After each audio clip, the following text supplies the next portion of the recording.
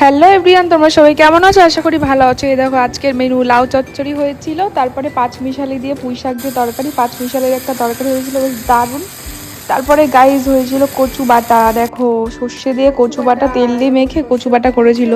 আচ্ছা, তোমরা কারা কারা আছো যে কচু বাটা খেতে পছন্দ করো? তাহলে একটু কমেন্টে জানিও তো।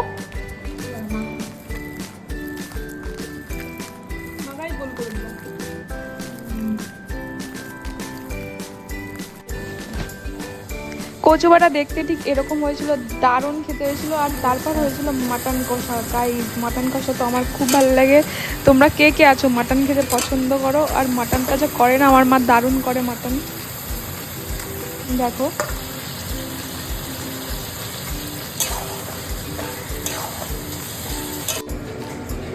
তারপরে এই দেখো জল দিয়ে আমাদের মাটন রেডি হয়ে গেছে প্রায়। কত সুন্দর কালার এসছে, বেশ লাল লাল খুব সুন্দর কালার এসেছিল।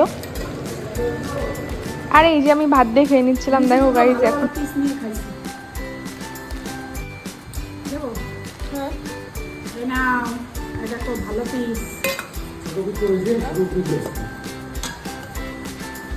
দেখো গাইজ মটনটা বেশ জুসি আর নরম হয়েছিল, আর খেতেও খুবই সুন্দর হয়েছিল, একদম নরম। তো তোমাদের ভিডিওটি কেমন লাগলো? ভালো লাগলে একটু কমেন্ট করে জানিয়ে। তো আজকের জন্য এইটুকুই। Thanks for watching guys. দারুণ।